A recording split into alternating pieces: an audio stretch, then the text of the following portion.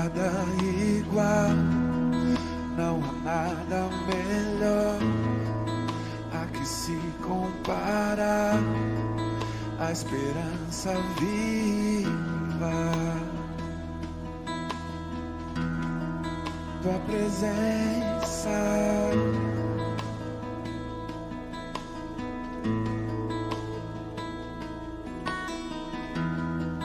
eu provei e vi o mais doce amor que liberta o meu ser e a vergonha desfaz.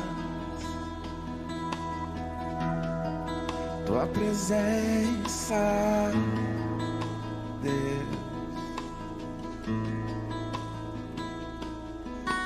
Santo Espírito, és bem-vindo aqui. Vem inundar, encher este lugar. É o desejo do meu coração sermos inundados por tua glória, Senhor.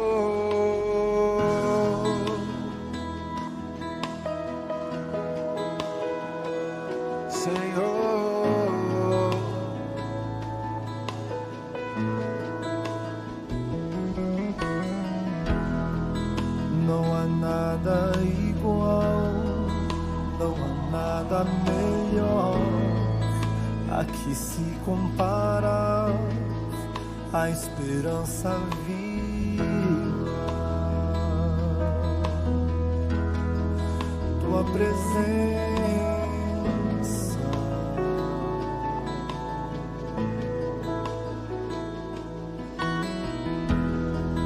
Eu provei e vi o mais doce amor que liberta o meu ser e a vergonha desfaz.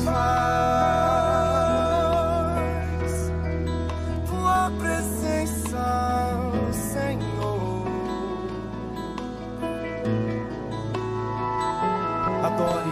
Santo Espírito, és bem-vindo aqui. Vem inundar, encher este lugar.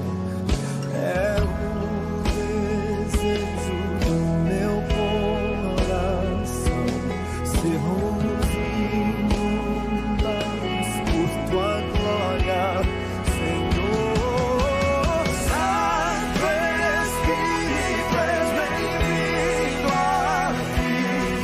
Vem inundar, encher este lugar.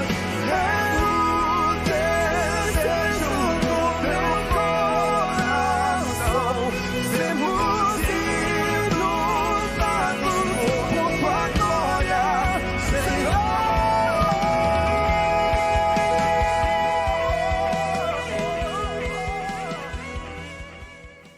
Boa noite, meus amados irmãos, que a graça e a paz do Senhor possa estar no coração de cada um dos irmãos nesta noite. Muito bem-vindos ao nosso culto de oração da quarta-feira. Espero que os irmãos estejam bem, de saúde, assim como está a minha família, graças ao nosso bom Deus, graças ao amor de Deus, à misericórdia de Deus. Estamos orando incessantemente pela saúde de cada um dos irmãos, lembramos de cada um dos irmãos durante as nossas reuniões de oração, para que Deus possa estar protegendo a sua vida num momento tão difícil como tem sido esses de nossos dias aí com essa pandemia do coronavírus. E eu gostaria de convidar o irmão a baixar agora a sua fronte. Nós vamos entrar na presença do Senhor para agradecer a Ele por essa dádiva que Ele nos concede, de podermos nos reunir, ainda que de forma virtual, para honrar, glorificar o seu santo nome e aprender um pouco mais de suas palavras. Baixe suas frontes. Pai de amor, nós te agradecemos, Senhor, pela rica oportunidade que Tu nos concede nesse instante, de podermos, Senhor Deus, estar debaixo do Teu altar, para te agradecer, Senhor Deus, por nossas vidas, para te agradecer, Senhor Deus, pela vida da tua igreja, de cada irmão, Senhor Deus, que tem recebido de ti a proteção. Te agradecemos, Senhor Deus, pelos nossos irmãos caminhoneiros.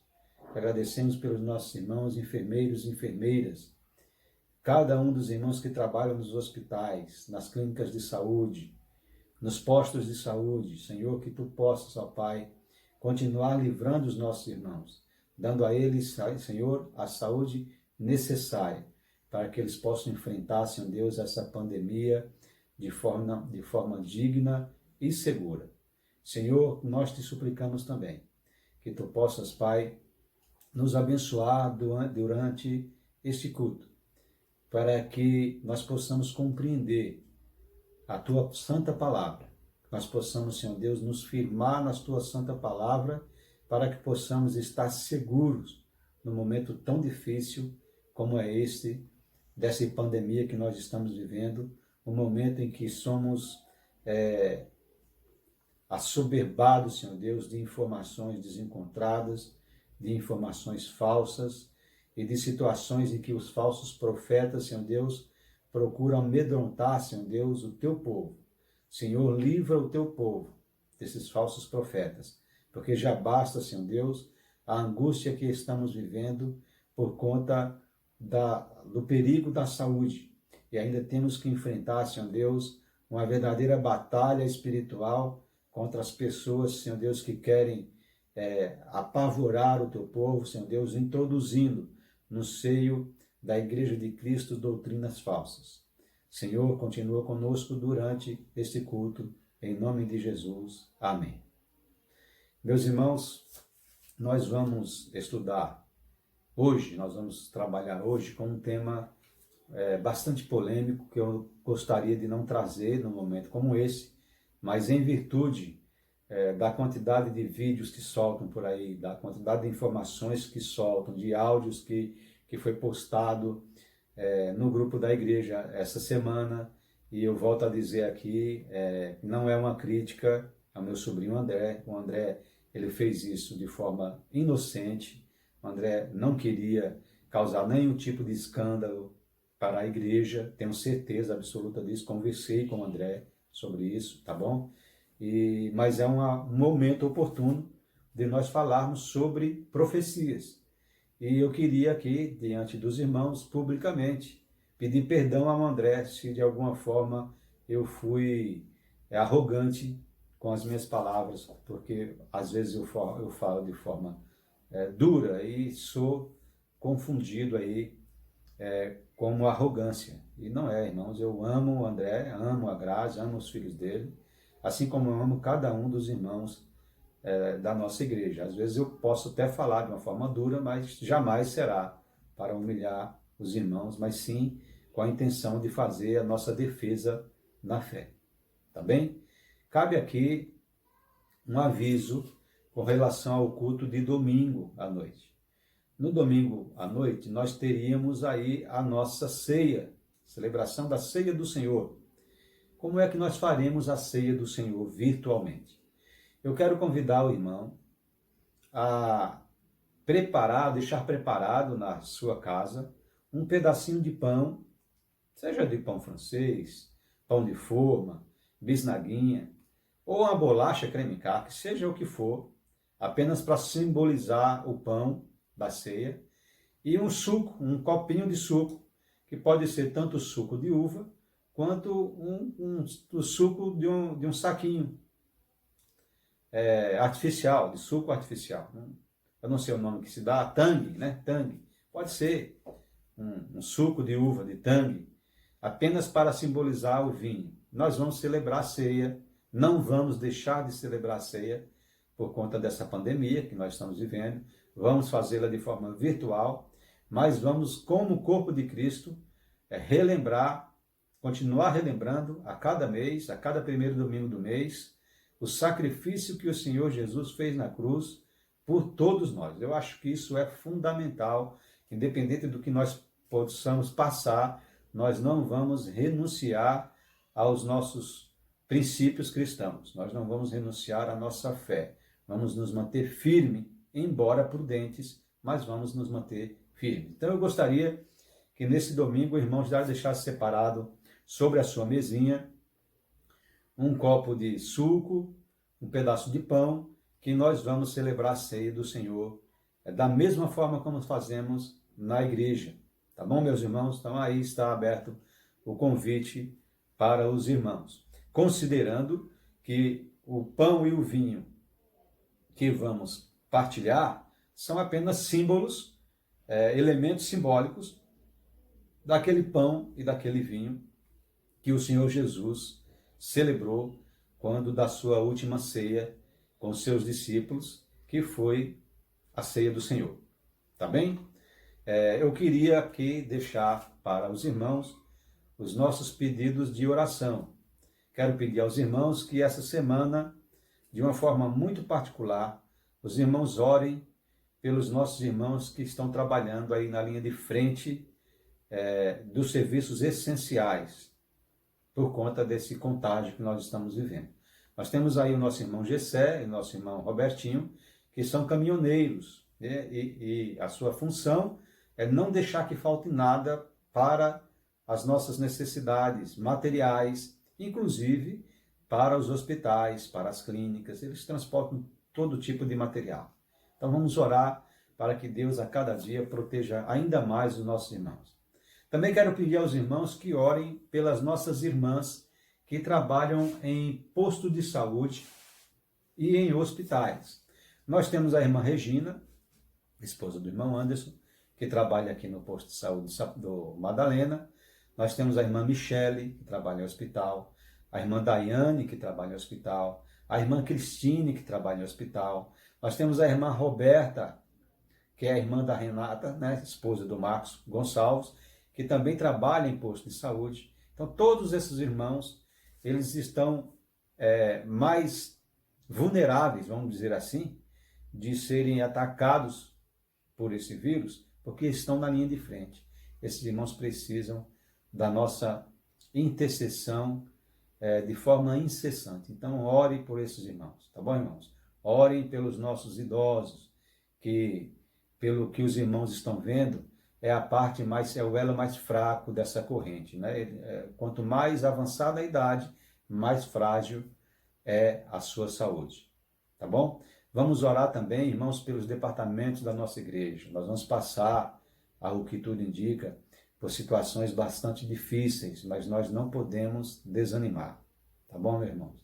Vamos orar para que o Senhor nos mantenha fiéis ao seu trabalho, fiéis ao seu serviço, fiéis em tudo que nós devemos ser fiéis ao Senhor, porque o trabalho do Senhor não para e Ele não vai deixar o seu serviço parar, independentemente do que aconteça, enquanto a sua igreja não for arrebatada. Amém? Peço novamente que os irmãos dobrem suas frontes. Nós vamos orar mais uma vez por esses pedidos. Em seguida, nós vamos passar a palavra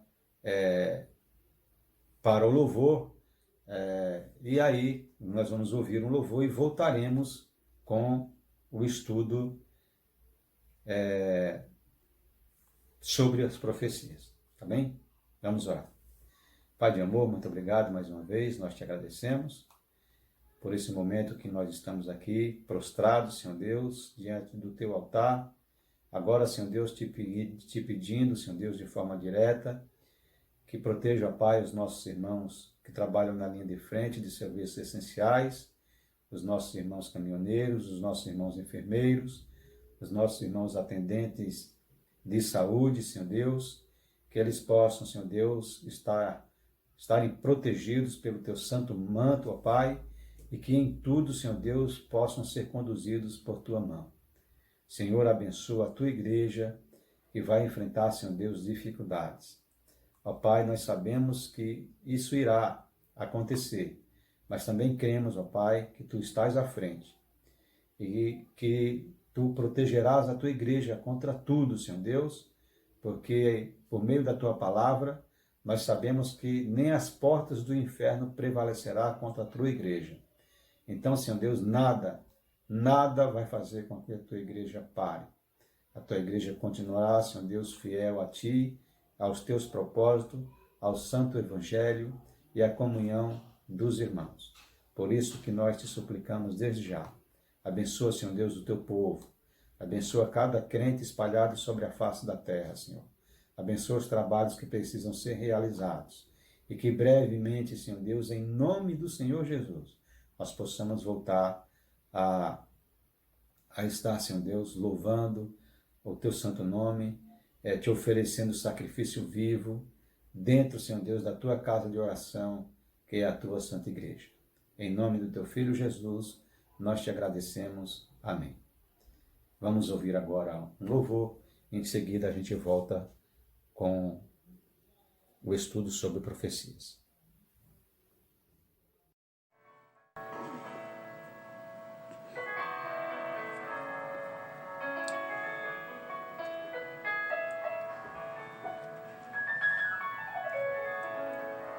A quem tenho eu no céu além de ti?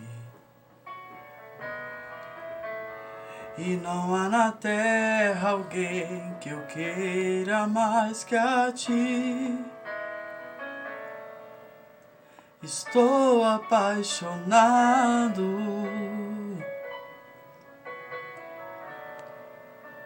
desesperado de amor. Eu estou disposto a morrer por ti. E construirei no cume do monte um altar. O sacrifício sou eu.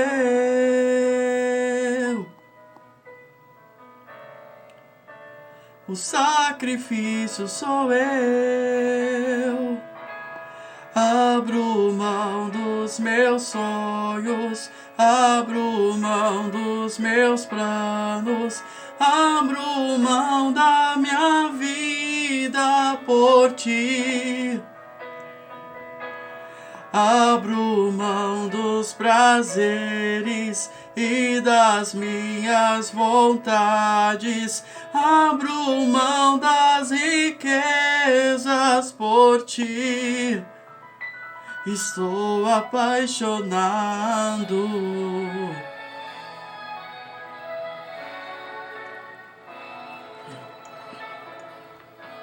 A quem tenho eu no céu além de ti? E não há na terra alguém que eu queira mais que a ti. Estou apaixonado,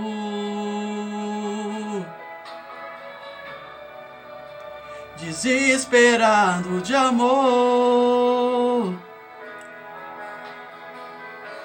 Eu estou disposto a morrer por ti.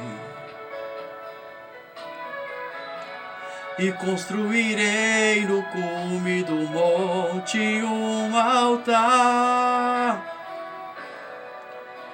O sacrifício sou eu. O sacrifício sou eu. Abro mão dos meus sonhos, abro mão dos meus planos, abro mão da minha vida por ti. Abro mão dos prazeres e das minhas vontades, abro mão das riquezas por ti. Abro mão dos meus sonhos, abro mão dos meus planos, abro mão da minha vida por ti. Abro mão dos prazeres e das minhas vontades, abro mão das riquezas por ti. Estou apaixonado. estou apaixonado.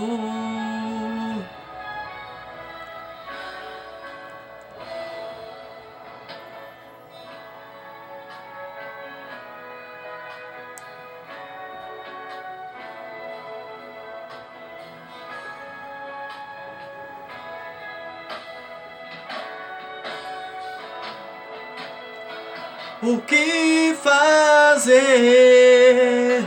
Pra onde ir se só tu tens as palavras de vida eterna? O que fazer?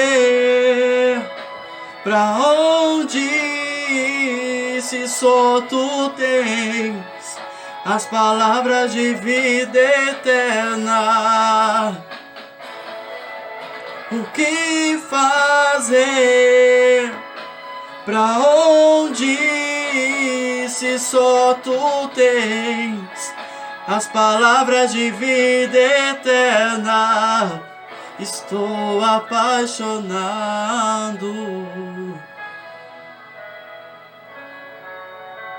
Estou apaixonado. Ok, meus irmãos, estamos de volta aí para falar sobre profecias. O tema do nosso estudo hoje é profecias do nosso século. Um tema delicado.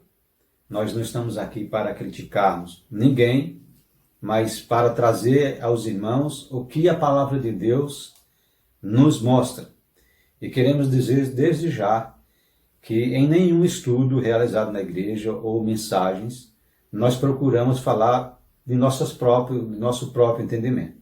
O que nós trazemos, sempre trouxemos e sempre vamos trazer para os irmãos é o que está contido na palavra de Deus. Porque o que for falado e que não estiver de acordo com a palavra de Deus é de procedimento do maligno. E nesse dia de hoje, nós vamos tratar um assunto bastante polêmico, que é, como eu já disse, profecia, em virtude de alguns vídeos que já foram publicados aí no grupo da Ordem dos Pastores Batistas e também no grupo da nossa igreja, tratando-se de profecias que, segundo os seus profetas, trata-se de vingança de Deus, de juízo de Deus contra os habitantes da terra nos dias de hoje, através desse coronavírus. Será que nós estamos realmente passando por um juízo de Deus? Será que nós realmente estamos sendo castigados por Deus através desse coronavírus? Será que a sua igreja vai passar por isso? Tem que passar por isso? Porque eu digo aos irmãos o seguinte, do século XIV para cá, e nós vamos verificar isso daí, muitas pestes surgiram e não mataram somente pessoas pagãs, mataram também cristãos. E se os cristãos foram afetados, como estão sendo afetados hoje com essa peste do coronavírus, será que eles não são cristãos? Nós vamos chegar à conclusão que eles não são igrejas? Nós temos notícias de que alguns irmãos da igreja do pastor Adilson Brandão, da Vila Formosa, da igreja do Iguatemi, pastor Júnior, da igreja de Santo André, Jardim Santo André, do pastor Hamilton, nós temos notícia que tem irmãos que já foram contaminados por esse vírus. Será que nós vamos chegar à conclusão e cair no erro de dizer que esses irmãos não fazem parte da igreja de Cristo, porque foram afetados? Em todas as pestes que o nosso mundo já passou depois de Cristo, em todas elas, os cristãos também morreram. A igreja de Cristo também morreu. Nós vamos ver mais adiante que a palavra de Deus diz que vai haver uma tribulação sobre a terra, sobre os habitantes da terra, que o Senhor vai livrar o seu povo desta provação, que nunca houve e nem jamais haverá. Ora, se o Senhor vai livrar o seu povo, significa dizer que a sua igreja não vai passar por isso. Porque a profecia é para a igreja da Filadélfia, uma das 7 igrejas da Ásia, que encontra-se lá em Apocalipse capítulo 3, versículo 10. Então, se a igreja está passando, então não é a igreja de Cristo. Se nós estamos vivendo isso, não somos igreja de Cristo. É por isso que eu convido você, irmãos, a pensarem, a meditarem acerca de falsas profecias que são entregues todos os dias e que os filhos de Deus, os cristãos, de forma muito inocente, sem conhecer a palavra, acabam se enredando por essas falsas profecias. Nosso texto de hoje está na carta do apóstolo Pedro, Epístola Universal, 2 Pedro, capítulo 1, versículo 20, que nos diz assim: sabendo primeiramente isto, que nenhuma profecia da Escritura é de particular interpretação. Porque a profecia nunca foi produzida por vontade de homem algum, mas os homens santos de Deus falaram inspirados pelo Espírito Santo. Segundo Pedro 1, 20. Neste versículo, que é o texto áureo do nosso tema, salta aos nossos olhos que a profecia ela não é o resultado da vontade humana. De maneira, irmãos, que eu não posso chegar aqui aos irmãos agora e, de repente, eu mudar a entonação da minha voz, tornar a minha voz mais grossa, tornar a minha voz mais impositiva, mais emocional e começar a falar como se fosse Deus falando, trazendo para os irmãos uma profecia que eu quero passar. A palavra diz que as profecias não é o resultado da vontade do homem, mas precisa ser resultado do Espírito Santo. Então eu quero convidar os irmãos, a partir de agora, a entendermos um pouco sobre o que é que vem a ser profecia. O que é profecia? O termo profecia no Antigo Testamento vem do verbo hebraico nabal, que significa basicamente anunciar ou declarar. Daí profetizar é anunciar a mensagem de Deus. Porque se eu anuncio ou eu declaro algo que eu recebi do Senhor para passar ao povo, eu estou profetizando. Então, no Antigo Testamento, profetizar significa anunciar e significa declarar. No Novo Testamento, profetizar vem do verbo grego profeteia, que significa falar em lugar de ou em nome de. Profeta é, pois, aquele que fala em nome de outrem. Por exemplo, Moisés, Ezequiel, Daniel e tantos outros profetas do Antigo Testamento, de Gênesis até Malaquias, falaram em nome de Deus. João Batista falou em nome de Deus. Quando nós estamos pregando a palavra do Senhor, nós estamos falando em nome de Deus. Mas vocês me perguntam, pastor, hoje quem é que pode ser considerado profeta? Ora, se profeta é falar em nome de alguém, é declarar, é anunciar aquilo que foi previamente deixado por Deus, de uma forma geral, todos nós falamos em nome de Deus. Se todos nós, pregadores, professores, evangelistas, se todos nós falamos em nome de Deus, acerca do que está contido na palavra de Deus, somos todos profetas.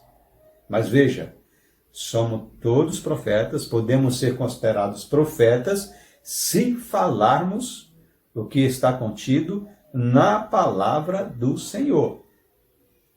Não é porque eu estudei a palavra de Deus, ou eu tenho um certo grau de conhecimento, que eu vou falar qualquer impropério, qualquer posicionamento que seja meu posicionamento. Isso não é profetizar. Profetizar é falar acerca daquilo que o Senhor deixou para que fosse dito. Quando eu falo para alguém que o Senhor o amou de tal maneira que entregou seu Filho unigênito para que todo aquele que nele crê não pereça, mas tenha a vida eterna, eu estou anunciando a ele boas novas de salvação, mas estou de forma direta profetizando a palavra do Senhor. Eu estou dizendo a ele, olha, se você aceitar Jesus como Salvador de sua vida, você será salvo. Ora, será salvo porque está condicionado ao fato dele aceitar Jesus. E o fato dele aceitar Jesus é um momento futuro, que pode ser feito daqui a 10 minutos, daqui a um dia, daqui a um mês. Quando esta pessoa aceitar Jesus, estará sendo consumado na vida dela a profecia que eu acabei de falar. Mas os irmãos podem me falar qual é o objetivo da profecia. Meus amados irmãos, o objetivo da profecia, ela tem sempre o propósito de edificar. A profecia, ela vai edificar a vida do cristão, de acordo com o que ensinou Paulo em 1 Coríntios, capítulo 14, versículo 3. Se uma profecia não edifica, não ajuda, nem exorta, e nem ajuda o homem a voltar para Deus, provavelmente ela não é uma profecia de Deus. Provavelmente ela é palavra de homem. Toda profecia tem de estar de acordo com a palavra do Senhor. E se ela estiver de acordo com a palavra do Senhor, ela vai dizer e vai ensinar o que está na palavra do Senhor. Lá em 1 Coríntios capítulo 14, versículo 3, o apóstolo Paulo, inspirado pelo Espírito Santo, nos diz assim: mas o que profetiza fala aos homens, edificando, exortando e consolando. Portanto, a profecia precisa necessariamente edificar, exortar e consolar a vida do homem. Então, se uma profecia ela não edifica, se uma profecia ela não exorta e ela não consola, logo não é profecia. O grande problema está no sentido do que é exortar. Exortar é trazer a razão, é mostrar onde o homem está errado para que ele volte ao Senhor. Exortar não é humilhar. Exortar não é deixar o homem rebaixado de vergonha. Isso não é exortar. Consolar não é causar terror. Consolar é mostrar ao homem que, apesar dos seus erros, Deus o ama e quer que ele volte. Não é dizer ao homem, você vai para o inferno. Até porque nós não somos juízes de ninguém. Isso não é consolar. Onde está, eu pergunto aos meus amados irmãos, onde estão contidas todas as profecias que nós precisamos, como ser humano, encontrar? Porque, irmãos, aí tem um grande problema. Muitas vezes é mais fácil o crente em Jesus Cristo aceitar um homem falando do que aceitar a própria palavra de Deus. É mais fácil um homem aceitar um homem chegar e dizer que ele está recebendo uma revelação de Deus, ainda que seja uma revelação contida nas Escrituras, do que acreditar na própria Escritura. Lá em 2 Timóteo, aqui no slide os irmãos vão ver qual é o conteúdo da profecia. 2 Timóteo capítulo 3, versículo 16, diz: toda a Escritura é inspirada por Deus e útil para o ensino, para a repreensão, para a correção, para a educação na justiça. Isso é o propósito de toda e qualquer profecia. De maneira, irmãos, que se a profecia que o irmão ouvir, ela não estiver de acordo com esta palavra de Deus, ela não é profecia. A profecia, conforme nós veremos mais em seguida, ela não é genérica, ela é específica. A profecia, ela não é jogada ao vento, ela é direcionada a alguém, direcionada a uma pessoa, direcionada a uma região, direcionada a uma coisa. Ela não é genérica. No próximo slide, os irmãos vão ver como é possível confiar em uma profecia. É muito simples, irmãos. Se a profecia ela for o resultado da palavra de Deus, pode confiar. João capítulo 17, versículo 17 diz assim: santifica-os na verdade, a tua palavra é a verdade. Meus irmãos, de Gênesis a Apocalipse, a palavra de Deus é a verdade. Agora, é muito importante, irmãos, que a gente entenda que existem profecias que já se consolidaram. Existem profecias que já ocorreram, elas não vão ocorrer mais. Por exemplo, os 430 anos que o povo viveu cativos no Egito, essa foi o cumprimento de uma profecia entregue a Abraão no capítulo 15 de Gênesis. Ela se consolidou, ponto final, não vai acontecer de novo. Os 40 anos que o povo ficou no deserto também é o cumprimento de uma profecia que o Senhor entregou a Caleb, o Senhor entregou a Moisés, o Senhor entregou a Josué, que o povo iria ficar 1 ano por cada dia que eles ficaram espiando a terra de Canaã. Eles espiaram por 40 dias, ficariam então 40 anos. Se cumpriu, não tem mais o que fazer. Daniel capítulo 9, versículos 25 a 27. Lá está escrito que o templo de Jerusalém iria ser reconstruído, porém em tempos angustiosos. Isso se cumpriu ao tempo de Neemias e de Esdras. Não tem por que mais ficar esperando o cumprimento dessas profecias. O grande problema é que os falsos profetas eles se valem de profecias que já ocorreram, já se cumpriram, para poder amedrontar o próprio povo de Deus hoje, para que eles consigam ter a autoridade que eles postulam. Então, a palavra de Deus, ela é sempre a verdade, mas ela não pode ser falada fora de contexto, porque ela não vai passar de um pretexto para que as pessoas façam falsas profecias. Existem profecias hoje para o futuro? Sim, claro, existem profecias. O livro de Daniel é um exemplo delas. Lá no capítulo 9, versículo 27, que fala sobre a 70ª semana de Daniel. Nós já falamos isso na Igreja Batista Getsemane, mas vamos voltar a falar novamente para que os irmãos façam aí uma recapitulação e se recordem do que foi ensinado. Mas nós temos profecias ainda a se cumprirem, como foi, por exemplo, Daniel capítulo 12, versículo 2, como é, por exemplo, 1 Tessalonicenses capítulo 4, versículo 16, Apocalipse capítulo 3, versículo 10. Aliás, todo o livro de Apocalipse são profecias futuras, que só vão ocorrer depois que a igreja for arrebatada.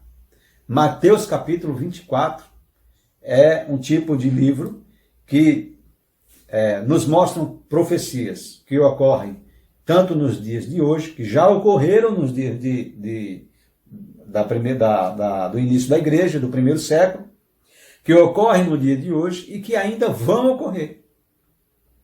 Então, Mateus capítulo 24 ainda não se fechou em termos de profecia.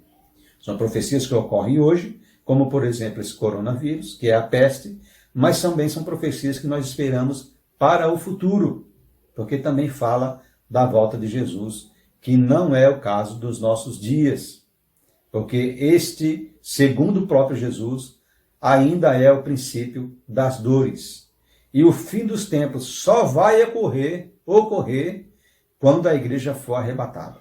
Então, não se preocupe se você for crente em Jesus Cristo, que o que nós estamos vivendo é apenas o princípio das dores.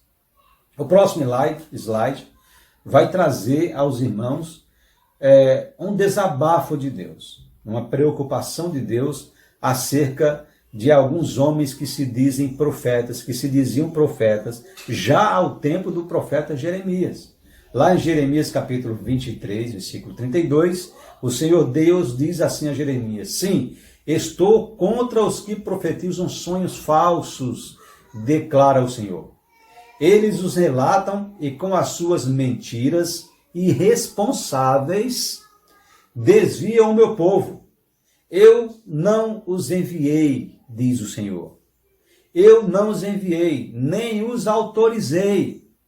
E eles não trazem benefício algum a este povo, declara o Senhor. Meus amados irmãos, o que tem de gente falando que a coronavírus é uma vingança de Deus para os dias de hoje, não é fácil. Não é fácil. O áudio que eu ouvi essa semana é estarrecedor, porque o profeta diz que muitos dos que dormem no seio de Abraão vão acordar para a vergonha eterna. Onde é que está escrito isso na Bíblia, meu irmão? Meu amado profeta, se você não falar o que está escrito na Bíblia, fique de boca fechada. O que nós temos que falar é o que está na palavra do Senhor. E não adianta você profetizar sobre fatos já ocorridos. O que mais acontece nos nossos dias, e sempre aconteceu, é que acabou de acontecer um fato, aparecem 10, 20 videntes e profetas dizendo que já tiveram um sonho em relação a isso. Está cheio de gente desse tipo de coisa. E aí vem o Senhor Deus fazer essa declaração: eu não os autorizei, eu não os enviei. Cuidado com os falsos profetas. Simular uma profecia, repetindo o que existe na Bíblia, é uma forma de enganar os que desconhecem a palavra de Deus. No áudio que nós ouvimos hoje, os irmãos devem ter ouvido também, o profeta diz lá, numa entonação bastante emotiva, se colocando como se fosse Deus, que ele iria visitar a terra e iria trazer pestes, terremotos, guerras, que ai das grávidas, porque os seus bebês seriam arrancados dos seus braços. Meus irmãos, isso é Mateus capítulo 24. Por que é que Deus iria usar um homem hoje para revelar o que ele já deixou revelado na sua palavra, na Bíblia? O grande problema, volta a falar para os irmãos, é que existem crentes, crianças espirituais, que acabam acreditando em palavras de homens emotivas, ao invés de acreditar na palavra de Deus. Irmãos, a palavra de Deus, ela é verdadeira e ela está escrita. Não tenha preguiça de ler a Bíblia, vá ler a Bíblia. Se você não conseguir entender o que está lá, pergunte ao seu pastor, pergunte ao seu irmão, pergunte ao seu professor. Alguém vai ter autoridade e condição de falar para você. Tá bem, meus irmãos? Sigamos então com o slide. Jesus disse assim em Mateus capítulo 24, versículo 21, como os irmãos veem aí nesse slide. Porque nesse tempo haverá grande tribulação, como desde o princípio do mundo até agora não tem havido e jamais haverá. Jesus fala de uma tribulação tão violenta que jamais houve na terra e nem jamais haverá. Jesus se referiu a uma situação muito maior do que o dilúvio, muito mais poderosa do que o dilúvio que exterminou com a vida humana sobre a terra. Ora, se foi muito maior do que o dilúvio, o que é o coronavírus em relação a isso?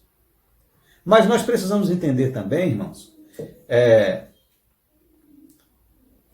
com relação a essa tribulação que o Senhor Jesus diz, que depois das profecias de Jesus, a humanidade passou por várias tribulações, por várias guerras, e que não podem ser consideradas como esta que Jesus acabou de profetizar no versículo 21, capítulo 24, que nunca houve nem jamais haverá, porque não podem se comparar em proporções com o dilúvio. Vou trazer aqui a lembrança aos irmãos. A peste bubônica, mais conhecida como peste negra no século XIV, como os irmãos observam aí nesse slide. Ela matou entre 75 e 200 milhões de pessoas no mundo. Irmãos, podem imaginar o que é isso? 75 e 200 milhões de pessoas. Irmãos, por mais severa, graças ao nosso bom Deus, graças a Jesus Cristo, por mais severa que o coronavírus possa ser, em nome de Jesus, ela não vai chegar nem a 1% do que foi a peste bubônica. Segundo, a varíola. A varíola, uma doença terrível, que foi encontrada a primeira vez numa múmia no século III e que no século XVIII matou milhões de pessoas também. Nós pensamos que estamos vivendo um momento terrível, mas o momento terrível já viveu os nossos antepassados. Estima-se que ao longo do século XX, a varíola tenha causado entre 300 e 500 milhões de mortes. É muita gente, meus irmãos. Em nome de Jesus, nós não vamos passar por isso. Vamos a outro tipo de peste. A cólera. A cólera teve a sua primeira epidemia global em 1817. E agora, o ano passado, em 2019, lá no Iêmen, matou mais de 40 mil pessoas no Iêmen. Irmãos, o mundo sempre foi assolado pelas pestes. Quarto, a gripe espanhola. Acredita-se que ela tenha matado entre 30 e 50 milhões de pessoas em 1918. Foi uma peste terrível, uma gripe terrível. Nosso presidente Rodrigues Alves morreu dessa doença em 1919. Quinto, a gripe suína nova. Essa gripe suína nova, conhecida como H1N1, que foi a epidemia do século XXI, e no México se espalhou rapidamente, matando 16 mil pessoas. Então essas epidemias, meus irmãos e irmãos, não podem ser consideradas como vingança de Deus. Porque a tribulação que o mundo vai passar, que vai provar todos os habitantes da terra, o que nós já vivemos até hoje não vai ser nada comparado a ela. E vamos voltar lá para o capítulo 24, versículo 21, quando Jesus disse assim: porque nesse tempo haverá grande tribulação, como desde o princípio do mundo até agora não tem havido e nem haverá jamais. Se nós passarmos por essa tribulação, nós não seremos igreja. Sabe por quê, irmãos? Porque em Apocalipse, capítulo 3, agora nesse slide, versículo 10, o próprio Jesus pediu para Pedro escrever para a igreja da Filadélfia, dizendo assim: porque guardaste a palavra da minha perseverança, também eu te guardarei da hora da aprovação, que há de vir sobre o mundo inteiro, para experimentar os que habitam sobre a terra. Ora, se o Senhor Jesus vai guardar a sua igreja da aprovação que vai vir sobre o mundo inteiro, se nós estamos passando por ela, nós não somos igreja. É muito simples. Se ele vai guardar a sua igreja, e nós estamos passando pela tribulação, logo nós não somos igreja. Então nós precisamos entender, meus amados irmãos, que falsas profecias terão as de montes por aí, tá bom? Vejam o que é que Jesus diz em Lucas 21:10. Então lhes disse: levantar-se-á nação contra nação e reino contra reino. Haverá grandes terremotos, epidemias e fome em vários lugares, coisas espantosas e também grandes sinais no céu. Vamos para Lucas capítulo 21, versículo 25. Haverá sinais no sol, lua e nas estrelas, sobre a terra, angústia entre as nações e perplexidade por causa do bramido do mar e das ondas. Haverá homens que desmaiarão de terror e pela expectativa das coisas que sobrevirão ao mundo, pois poderes dos céus serão abalados. Isso sim, quando acontecer, será o início do fim. Mas a Igreja de Jesus Cristo não estará aqui. Mas o que então não é profecia?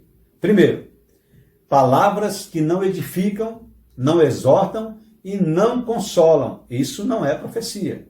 Ao contrário, elas humilham, elas acusam e elas causam terror. Por exemplo, o Senhor manda te dizer que se você não vier pelo amor, virá pela dor, porque sua vida tem sido de pecado e vergonha diante de Deus. Mas isso não é profecia. Isso não é profecia. Eu estou envergonhando alguém, eu estou julgando, estou causando terror. Vamos mais um exemplo.